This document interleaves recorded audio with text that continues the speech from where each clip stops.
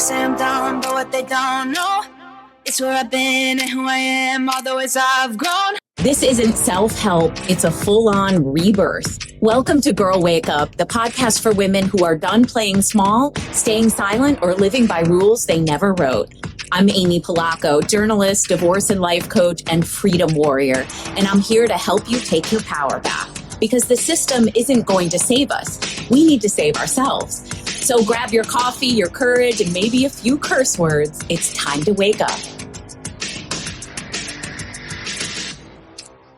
Welcome to Girl Wake Up, everyone. I'm your host, Amy Polacko. So excited for today's fun topic with two amazing women who are my guests. I just want to say for generations, right, jewelry has marked a woman's commitment to someone else. But lately, more women are buying rings for a different reason, to mark the end of something. They're called FU rings by many, a symbol of independence after divorce or even a difficult breakup.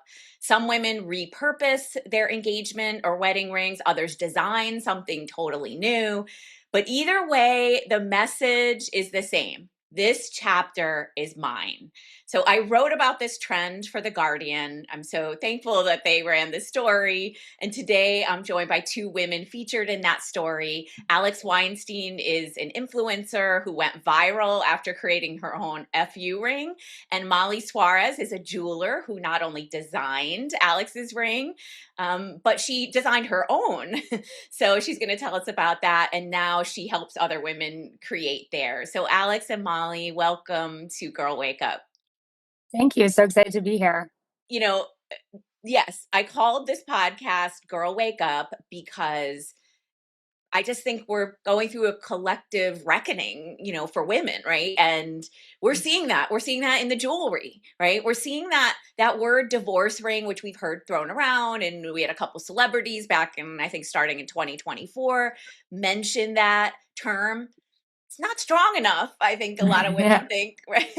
So Alex, why don't you tell us a little bit about your story, what led you to create your FU ring? So I was sitting with my ring for a couple months. I think it was August 2024 that decided to separate. So obviously I stopped wearing my ring around that time. And then March, literally a year ago from yesterday, was my 1 year anniversary since getting a divorce. And I remember when I actually got the finalization of the divorce, I went into my jewelry box and I was like, what am I going to do with this ring? And I was talking about it with my mom and I was thinking, like, do I want to put it into a necklace? Do I want to put it into a ring? Like, how do I want to repurpose this? And I kind of wasn't ready to do anything just yet because it kind of feels this symbolic sort of feeling in a way. Once you tear that apart, it's really over, right? And it sort of gives you this closure at the same time as well. And so when I was deciding between a ring or a necklace, I was like, first of all, I love wearing more expensive jewelry on my fingers. I feel like I don't lose them that way. My necklaces, they could tear off or something could happen. I was just more afraid to do it into a necklace. And because I have elongated radiant, I was like, I feel like I've never really seen anyone repurpose it, a divorce ring with an elongated radiant. I always saw it with more of a Mollie, what's the circle one? Help us, Mollie. Yeah. Bezel set. Yeah. So a round diamond.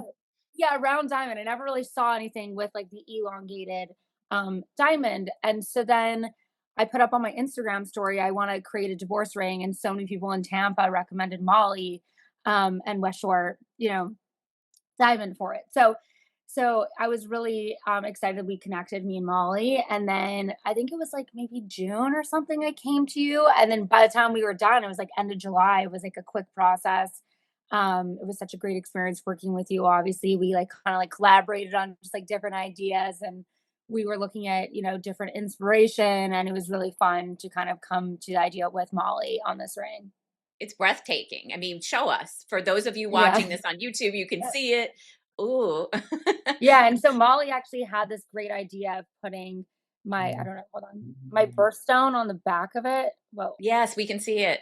Beautiful. Right, and for those of you listening to the podcast, go to the Guardian article. You can see it. You can follow Alex. So she kind of was like, I said originally, like, Molly, I think I was like, I want to write some, engrave something. Obviously, it would have been so small to be able to like engrave on here. But she was like, I really think that you should put your birthstone on the back and just so you can have something for yourself, that it really feels Hmm. something special to you. And the fact that it's like on the back of the ring, kind of closest to like my heart, if you would, it kind of feels, really great to have that just like as a reminder, just to me to see that. That's just for me. So it's a blue, Molly, maybe you could correct me on like the exactly, is it opal? What is it? No, it's not opal. No, it's your What's blue? birthstone. Yeah, blue, December. What's So blue? yes, so it's blue zircon. Zircon. Okay, there we go. So it's blue. And it's also kind of funny. I just thinking about this right now, but it's like my new something blue, Hey, Ah, yeah. good point, you Alex. know? Alex, we're going to Yeah. come back to you because there's a lot more Yeah. about your ring, but let's let Molly tell us about, you know, well, if you want to tell us about Alex's ring first, if you have any thoughts on it, and then we want to hear your personal story because you have an amazing one yourself. Thank you. Yes. So I enjoyed working with Alex because she was ready. You Hmm. really have to be mentally ready to make light of this situation. And it seemed to me that she had been through her hard times and her disappointment and her loss. And oh, there's it's so loud here. Am I We We off? can't can't hear hear. it. We're good. We can't hear. Oh, um, so she had been through all of that before she saw me, and now it's almost like a coming out party.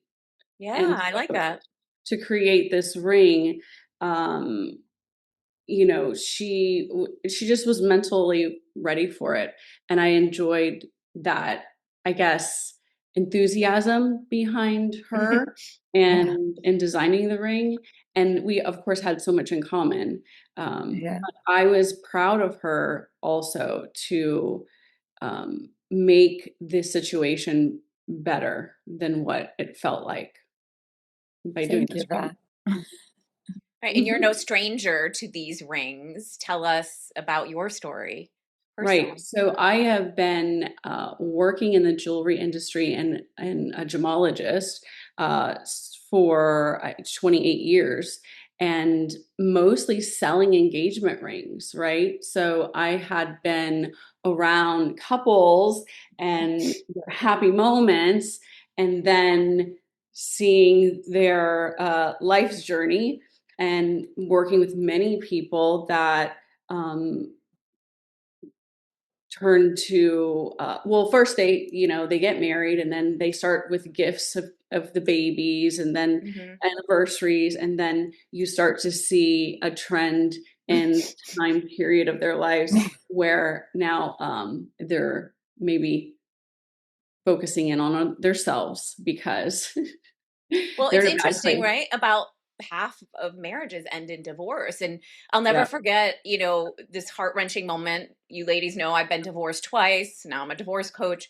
But when my son was in Montessori preschool and they have little photos up of families, and I remember saying to the teachers, like, my son will be the only one with two photos. And one of the teachers said to me, Amy, within 5, 6 years, half of Yep. these families are going to be divorced. I didn't believe it. I looked at the Yeah. photos. I said, no, no. Guess what? She was Yeah. right. And not that I wish that on them, but I was so devastated at the time. But so you have a divorce story yourself. So yes, so then so I got married very young, and that of course, not of course, but that didn't work out. And so my first divorce symbol in jewelry was taking the actual wedding band, the gold wedding band, and turning it into a toe ring. And that Nice. was Yeah. Yeah. huge for me Yeah, because you actually had that idea too for me to do with the extra stones that I Mhm. still have, because I still have extra stones. We should do that. We should do that. Yes, yes, Hey. because you see it every day. You look down and you're like, you know what? I am strong enough to stand on my own 2 feet, and Right. You're stepping into a new I love that. future, right? I love also, that. I think probably the most power behind it for me is no one's going to walk on me again. Mm. And so I feel like that was truly, and I wore it all through the years before my second husband. And then later, I divorced again. And his divorce ring incorporated the diamond. And the diamond was a beautiful 3-carat round. It was my favorite cut. And I was sad because you're used to wearing a diamond. You're used to feeling like a princess. You know, it's jewelry, of course, diamonds, they bring a lot of emotion. So all of a sudden you don't have that anymore. And it's just not fun. So I put it into an antique setting. Which is featured in the article and is Right. beautiful. Beautiful. And why shouldn't we feel like a princess, you know, by our own volition, right? I mean, we don't need someone else to make us feel that way, right? That's what this is all about. Right. Because we had best intentions for the marriage. Of course. And we're part of that ring. We're part of that chapter in our life. So why does it all get disregarded? I didn't like that. So I wore it on my middle finger, and it was stunning. And I remarried, so I do not wear that ring anymore. But I just have a lot of experience with all of the emotions behind divorce and feeling, I think, uncomfortable in the beginning to the transition to now feeling comfortable again in your skin. And so this is jewelry is powerful for that. Totally. And I think, go ahead. sorry. Just to add, I think that like why I loved working with Mollie so much too is like she was sharing her stories to me about that like she also had like a divorce ring, and you know, to feel that connection with someone, because there's a lot of times where I find, Mollie, correct me if I'm wrong, but like it sort of feels like there's so many male jewelers, and it's hard to come by like a lot of women jewelers that maybe have like gone through the same thing as you. And sometimes when you're going to a male jeweler, you're like, well, wait a second, like you don't really understand what I'm trying to even design or what I'm going through. And so to not only work with a female jeweler, but also work with someone that has been through divorce, has created her own ring, you know, you have a beautiful family, like you know, you have a new marriage. Like it was empowering for me to be able to work with someone that gave me so much inspiration as well, you know? Thank you. So Thank you. I like that. So Alex, your photo of your ring went viral online. Tell us about it for those who haven't seen it. Yeah, so it was right when I picked up the ring from Mollie's. I came right from a workout. I was like all sweaty, and then I get in my car. I FaceTime my parents, and I had it originally made for my pointer finger. So it was supposed to be on my pointer finger like that. Right. And then I got in the car, and my dad was like, you should put that on your middle finger. Like it's like kind of like an FU, you know? And I was like, oh damn, you're right. And it's funny because those two fingers are the same size, like sizing. So it worked perfectly. And then I put it on, and I honestly, I think I opened up the TikTok app and let TikTok just decide the music. Like you could just, sometimes it will just put a sound for you. And it was like the perfect sound. And I just, you know, stuck up the middle finger, and it kind of went viral. And I remember I texted Mollie and I said, hey, look, do you want me to like collab post on this with you? Like I'm kind of being a little vulgar, like posting the middle finger up, but it is going viral right now. So I'll collaborate with you on this post. And she was like, that's so our brand. Like we love empowering women, or you said something like that, Mollie. I can't remember exactly what you said, but you were like, no, we love that. Like, do it. And I think it was such an empowering thing. And I was getting tagged in videos on TikTok of other women creating divorce rings after, or even wearing it on their middle finger. And I think there was something so cool about that, to know that, you know, sometimes when I talk about divorce stuff online, which I do talk about a lot of my divorce things, and I like to turn it into humor in a way to cope myself, but also like empower other women, that you don't have to look at it as such a negative thing. I think that I was nervous for the comments on this one, just because of how I was acting in it and the song choice. And it was just all these amazing women commenting it, like uplifting and wanting to find out like where I got the ring done, and, you know, asking Mollie questions and stuff like that. So it turned out better than I would have anticipated it to have, you know, just Yeah, from I what people agree. were saying. Right, I think you Yeah. validated. I think you validated for so many women what they're thinking, right? And didn't Rachel Yeah. Moon comment, "Hook a girl up," and Yeah. then she's in our article, and then she talked to Molly too, and created Yeah. her ring. So I think you gave voice to what so many women are thinking, and Yeah. that's what I want to ask both of you: is that why do you think this is happening now? Because it seems to me that we're going through a metamorphosis of this clean, neat, tidy divorce ring comment and term, Yeah. right?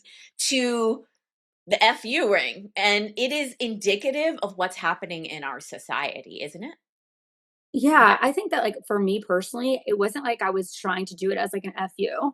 There was no animosity. I was actually on great terms with my ex, husband at the Hmm. time, and there was nothing that wanted to be like, F you in total to him. I think that it was really something powerful to me, and then it just turned into like a, well, F off. Like I could do what I want, when I Yeah. want, like Olivia Dean, she's like, there's that one song that she's like, I could do whatever, whenever the F I want, And I think that there's something so powerful that just happened naturally from that. And I think that's what came across in that video and what people are latching onto. It's not necessarily like the FU part. It's like the I could do whatever, whenever the hell I want kind of vibe. And I think that that is what Exactly. the message came off to be. What do you think, Molly, and what you're I seeing? think it's letting go of the shame that surrounds divorce. Mm, No good marriage ends in divorce. And so right. Yeah. and so there and especially women, we think about it, I guess there's a study where we think about it 10 times more Oh, before it yes. happens. And so we just carry guilt and Mhm. now when other women are talking about it and because we have social media we can see more of these women and then hopefully your algorithm gives you more of these topics to look at Right. but I think there's just so many of us and now Mm. we can see each other and talk to each other about it and let go of that shame. Yeah, that's so true. Like, I feel there's been a whole other side of the community, on social media now, Yes. based on your algorithm too and what you're looking for, right? And, to get messages of women going through it and being like, asking me questions or how did you know when it was time to leave? Or, it just seems there's so much negativity sometimes surrounding social media, but there could be so much positivity at the same time. And I think it's what try and look at it and take from it what you can, right? Comparison is the thief of joy. So sometimes you look at, other people's relationships when you're navigating a divorce and online on social media, everyone's romanticizing their life, right? And you're looking at that, oh my God, they have such a perfect relationship, this, that. Me and my ex looked like we had the perfect relationship from the outside, coming from someone that was on social media, but it really wasn't real. And so I think I vowed to myself to never put that out there and make other people feel like you have it all together when you really don't. And I think that Mhm. the messy and the messy Mm. is part of the beautiful life that you live. And I think now, girls are waking up, like just like your podcaster are saying, and not settling. And this goes for men too. Like, it's not just all the men are terrible. Some Yeah. men could Right. decide to not settle and leave as well. And I had a guy recently ask me, well, what should I do for my divorce ring, right? And I was like, oh, like that's Hey.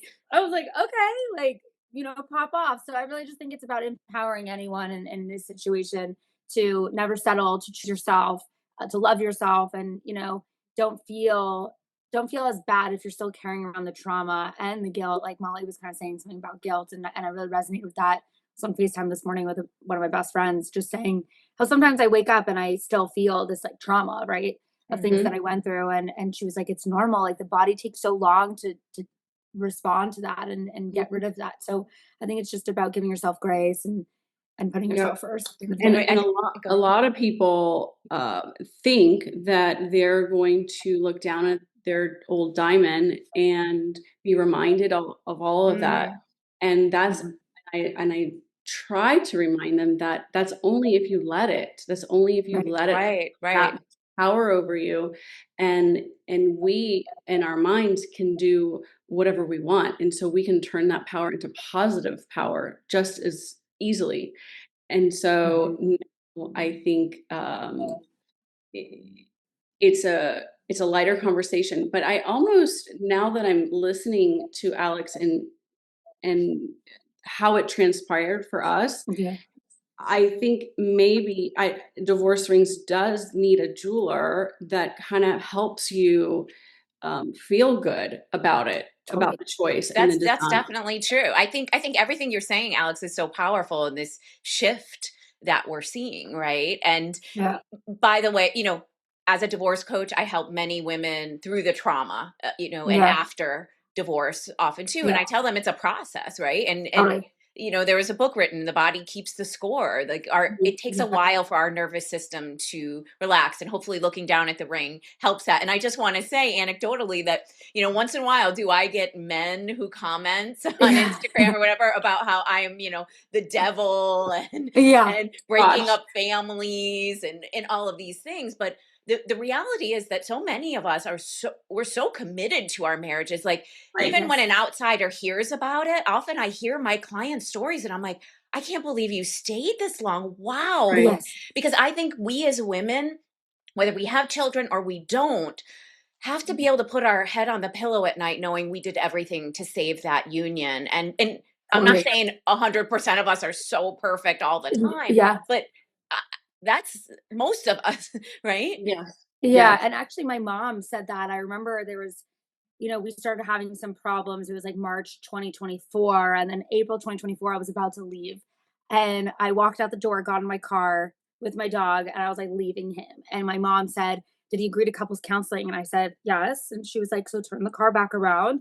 You're going to go do that so that you know that you tried everything that you could have done." And it was like the best advice that my mother gave me, because looking back, it's like I have no regrets. There was no, "Oh, we should have done that. We should have done this. We should have," and feeling like you were able to, like you just said, to be able to put your head on the pillow and be like, "I did everything that I possibly could." And like Molly said before, you I wanted to leave so much longer before I left. So it was like when I was out of the marriage, it was like I was sort of ready. You have to get used to being alone. I think that was the transitional phase. It's like sleeping alone Yes. again. Like, not that I was, "Oh my God, I love him, I want to go back to him." It was more like missing that companionship. But what companionship is that really, when like there's such awful things that were happening? But besides the point, and I think that's what was getting used to. So when I was ready to do my ring, and this is what any advice I would have for anyone that wants to do a divorce ring, Good. Yes. make sure that you are actually ready emotionally to wear this thing, like Molly was just saying, because I was ready to do a change. It took me almost a year. I think I picked up the ring, Molly, which was crazy, a Yes. year Yes. to the date that I left him. And Right. that just happened by accident. Like, that was just the universe working in that way. Yeah. And I was ready to wear that ring. I've moved on. And so that's my advice to other women Yes. that want to create it. Right. And I think it's important that don't make a rash decision. I mean, No. I sold both of my rings. I regret it now. Like, many of the women I interviewed, they said I put it in a drawer for a while, or, Right. Rachel had bought a diamond she loved, so don't rush. Go ahead. Again, working with a jeweler, and especially a woman that's been through it, I think helps in the decision and the process of getting rid of the trauma, because I don't see someone making their own ring by themselves. I don't see someone, quickly finding something online and having their jeweler set the diamond without, I guess, the process.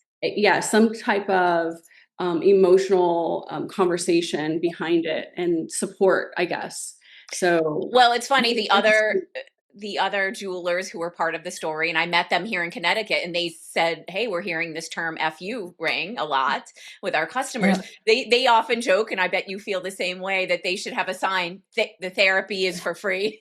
Right. For sure. Right? Like, I'm charging you maybe to design a new ring, but we know this is going to be a therapy session, right? No, and all of our trauma is meant to be shared if you have the strength to do it, because we do need to hear others' experiences, and it's healing for us to share it as well. So the environment that I have in my office is one-on-one by appointment. And so we really have the space to be able to do that. What if someone lives, I have listeners all over the country. You also work remotely with people, right? Right, just like we're doing now. I have my door closed, and we feel just as close absolutely, and sitting across from each other. Yep. I want to address, ladies, that this isn't about hating men. Alex mentioned it a little bit, right? And that's why I made that crystal clear in the article I wrote in The Guardian about this, and talked to Marcy Bianco, who's amazing, and I'm going to have her on the podcast.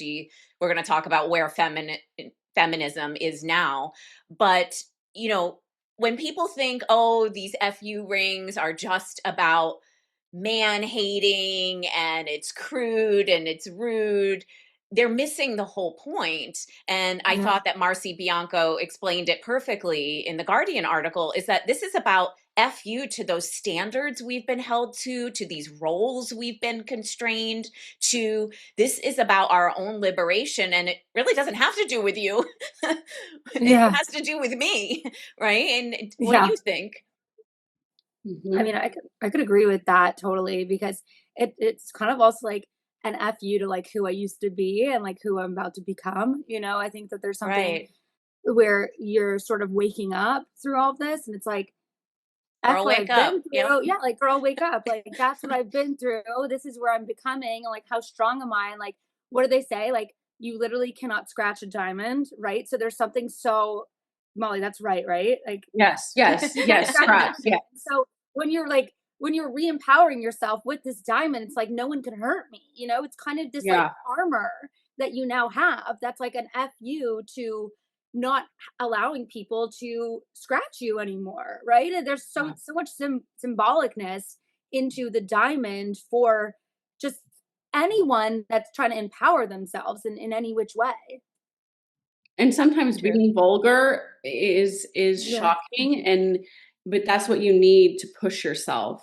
It's like in those moments when you feel weak, you can say or be reminded of something powerful to give you, to stand up taller. And sometimes it looks like words like F word.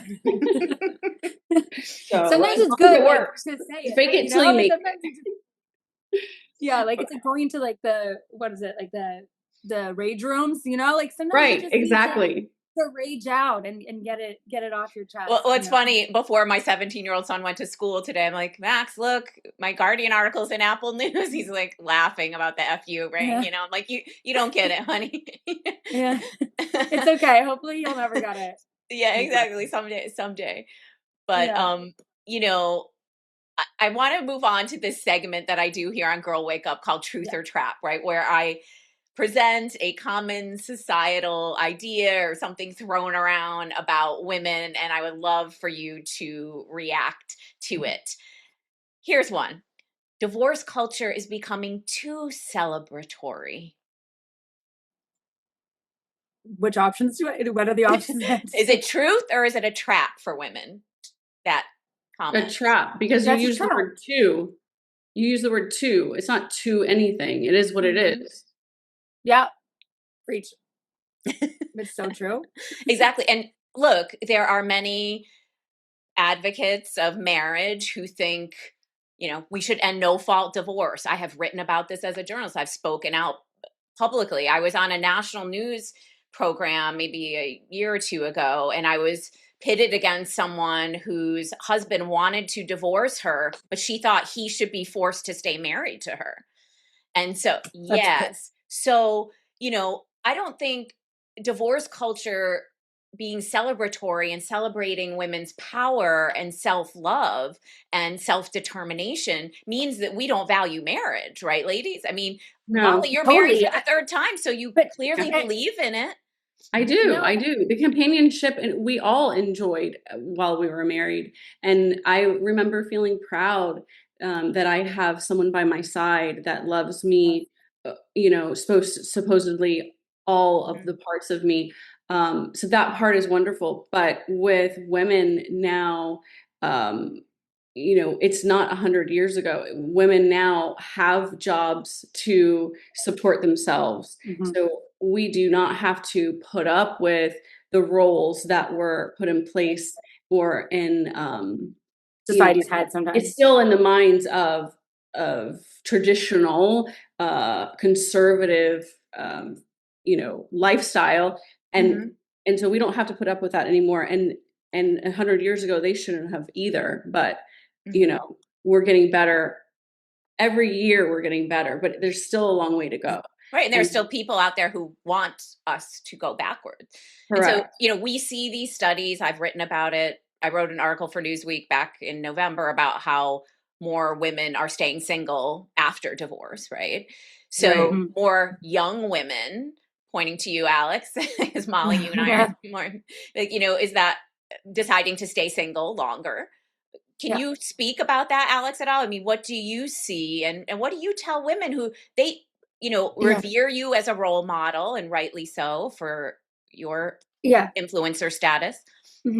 It's like, oh, okay, I'm an influencer on like getting a divorce. Great. No, no. So, I mean, I posted something on TikTok a couple weeks ago, and now it's starting to get traction. And it was like, I love being single. And I just repeated it. I was like, I love being single. And the amount of men, this went on the wrong side of TikTok, but the amount of men that were just commenting on it, being like, oh, well, you're just used and abused. Like, this is why you're going to be the best friend next door, like for the rest of your life. Just like all this nonsense. And I was like, what is just so much hate when like a woman is like, I don't need a man, right? Like, I don't need a man. And then I'm not hating on men in general. I'm hating on these type of men that are commenting these things. I'm like, what am I doing that's bothering you, that I'm able to like be in my car, have a smile on my face and say, I love being single? And truth be told, I do love being single right now. We want to know why? Because I was in a relationship since I was 24 years old. And I'm 32 now, and I'm discovering so many parts of myself, and I'm discovering how to be in love with myself again. And I think that is what you need to be able to be in. I believe in another successful marriage in my future will bank on my own happiness, because I don't believe that your happiness should only come from your partner. I think that you should be happy and in a great place before you get into another relationship. And I think that there's so much trauma and there's so much work that I have on myself. I'm freezing my eggs now so that I won't have that, feeling of that biological clock ticking, that I need to settle down. I really want to be selective. I've never been a girl that was just relationship after relationship, like with like no time in between. I've really been someone that has probably had like a year to 2 years in between relationships to really discover myself. And now, I'm 32. I've been single for a little over a year now, and there's no one in my sight right now, but I'm just really enjoying this time being with myself. Right. And I think women are changing their standards and saying, I want a real partnership of equals. I think some of the men you're talking about, they comment on my stuff sometimes too, are threatened by that. And I've even seen comments like, oh yeah, it's great to be single until there's a home invasion. Like, who's going to protect you? And I have to remind them, like, oh, they're like, I'm sure you took 50% of his money. I'm like, what? Like, there was but and even in my divorce, that like our money was completely separate. So there was not even any money transactions that happened. So I'm like, people are just making things up based on what they think the notion of divorce is, right? And I think those men are jealous of totally. Because they need a woman. Yes, exactly. Precisely. And I think that's it. Just goes to show that there does need to be more of these conversations that are celebrating divorce in a sense, because it's like, why are we looking at it in such a bad light and I mean, there's obviously bad things that happen with divorce, but to see a good light from it, I think that it's like, why do we have to hide behind this? Like, oh, this is embarrassing that I got divorced. It's like, no, it's actually really freaking cool when you chose yourself and you got out at the right time. And I think that, you're going to find the right person. And it's like, I would never want to live a life where I talk about this quote a lot, but it's like, we're always scared that we're going to die, right? But we forget to live in the moment. So it's like every single day that we have is so precious. And why are we going to be stuck in something that is unhappy, that is making us unhappy? That's actually wasting more of those days that, you are counting on. So I really think back to that quote a lot and that way of thinking, because I think it's so powerful. Right. Well said. And I think here's the thing. These people who don't like this, too bad. Like the train has Yeah. left the station. Like we're Yeah, not yeah. putting this genie back in the bottle. I mean, it is national, Totally. it's international.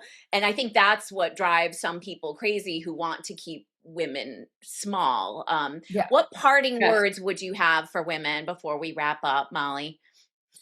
Oh, I want the women that